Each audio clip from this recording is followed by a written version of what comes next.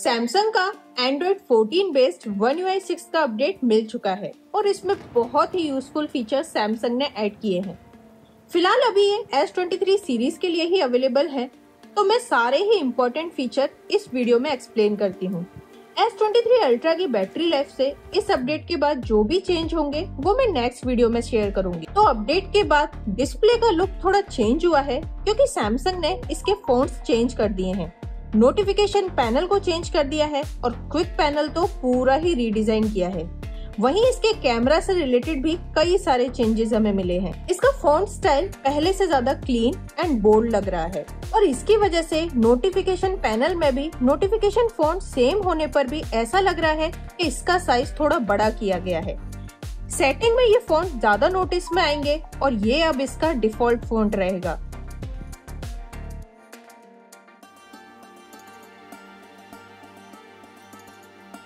दूसरा important change है इसके क्विक पैनल में। अगर इसे 2 बार स्वाइप करेंगे तो पूरा क्विक पैनल ओपन हो जाएगा, जो कि कई सारे हिस्सों में बांट दिया गया है और इसे काफी अच्छे से सोच समझकर ही डिजाइन किया गया है, जिससे कि मैक्सिमम लोग आई कंफर्ट शील्ड या फिर डार्क मोड या फिर ब्राइटनेस इजीली चेंज कर सकते हैं और इसके नीचे ही स्मार्ट व्यू और डिवाइस कंट्रोल का भी एक्सेस करना अब इजी रहेगा।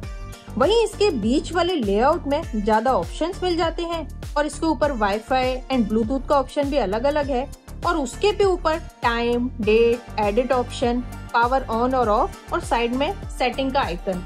इसके क्विक पैनल का लेआउट One UI 5.1 से थोड़ा चेंज है क्योंकि यहाँ लेआउट क्लियर दिखाई दे रहा है, वहीं 5.1 में इस तरीके का लेआउट नहीं था। यहाँ अगर इसके एडिट बटन में जाएं तो यहाँ सैमसंग ने बहुत ही यूजफुल फीचर ऐड किया है और वो है इसका क्विक सेटिंग को एक्सेस करना।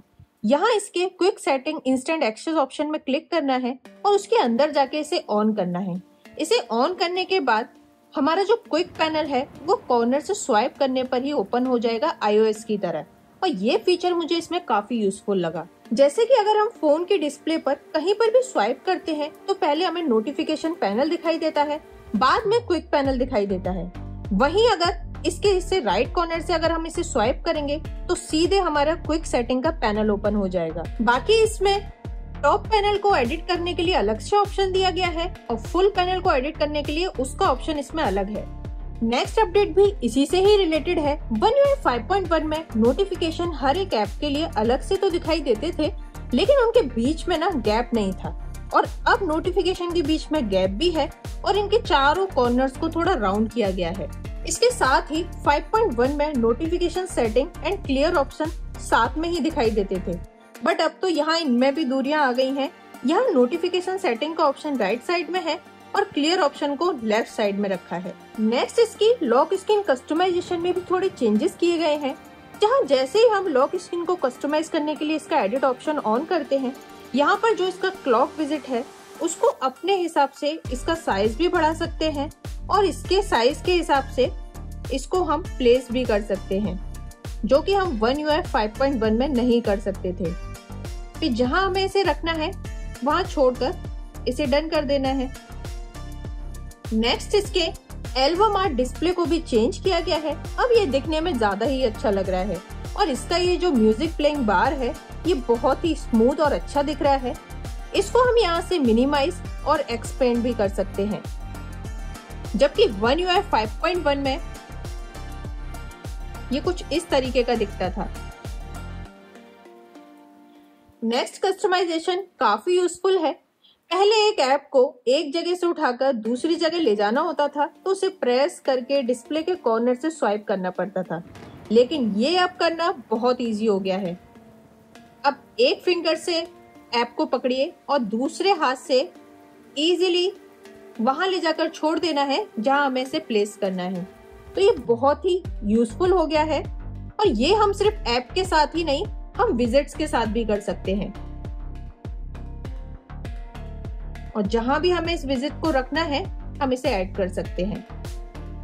तो ये फीचर मुझे इसमें काफी यूजफुल लगा। नेक्स्ट फीचर इसकी गैलरी से रिलेटेड है।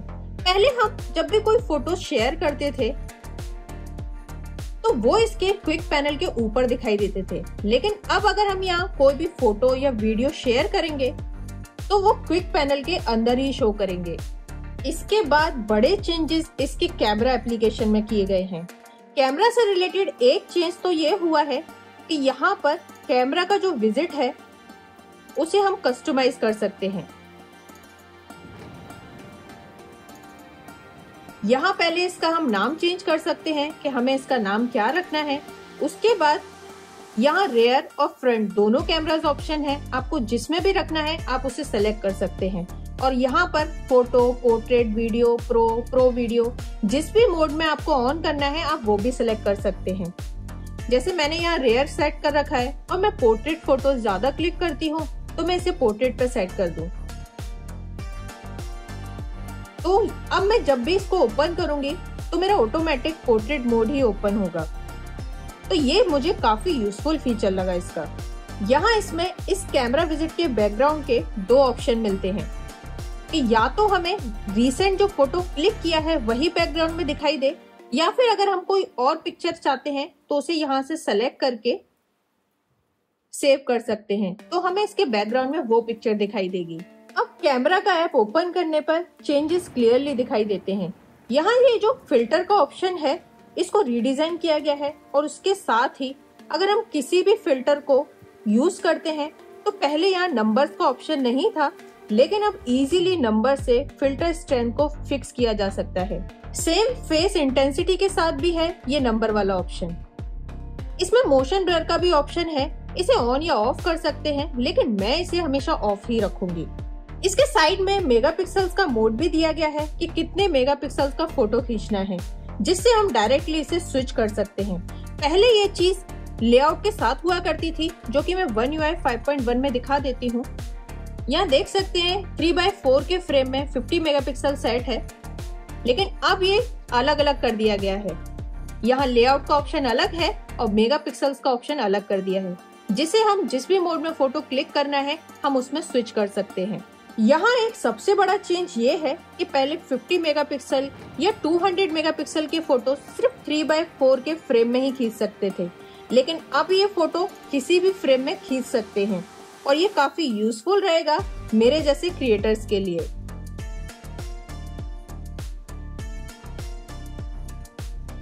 वहीं अगर इसके वीडियो मोड में स्विच करूं तो यहाँ भी सेम चेंजेस किए गए हैं, जहाँ फिल्टर का आइकन भी चेंज कर दिया गया है। यहाँ सुपर स्टडी मोड का भी आइकन चेंज किया है, जो कि अब क्लियर समझ में आ रहा है कि सुपर स्टडी मोड का आइकन है। पहले तो ऐसा लगता था कि टाटा बाय बाय कर रहा हो। यह डिस्प्ले पर ही वीडियो रेजोल्यूशन चेंज करने के ऑप्शन दे दिए गए हैं, जहां साइज और FPS क्लियर दिखाई देंगे। तो जो लोग वीडियोस ज्यादा रिकॉर्ड करते हैं उनके लिए ये बहुत ही यूजफुल फीचर है। यहाँ इसकी कैमरा सेटिंग में और भी कई सारे फीचर्स ऐड हुए हैं, जैसे यहाँ एडवांस इंटेलिजेंस ऑप्शन का टैब ऐड हुआ है, जो पहले एडवांस पिक्चर के नाम से हुआ करता था। यहाँ फोटो की क्वालिटीज को चेंज कर सकते हैं कि फोटो की क्वालिटी मैक्सिमम चाहिए या फिर फास्टर स्पीड के साथ मिनिमम चाहिए। साथ ही यहाँ एडवांस वीडियो ऑप्शन में 360 ऑडियो रिकॉर्डिंग का भी ऑप्शन ऐड हुआ है। इसके साथ ही जो ऑटो FPS का ऑप्शन था उसे हम पहले ऑन या ऑफ कर सकते थे, लेकिन अब इसमें 30 FPS या फिर 30 FPS एंड 60 FPS तक का भी ऑप्शन ऐड कर दिया गया है। और इसका फायदा ये है कि जब लो लाइट में वीडियोस रिकॉर्ड करते हैं तो ये ऑटोमेटिकली ज्यादा लाइट कैप्चर करेगा FPS चेंज करने के लिए। नेक्स्ट अगर इसके गैलरी ऑप्शन में जाएं तो यहाँ एक और iOS जैसा ही फीचर मिलता है, जैसे कि जहां हम इसे किसी भी पिक्चर को सेलेक्ट करके मेल या मैसेज में सेंड कर सकते हैं।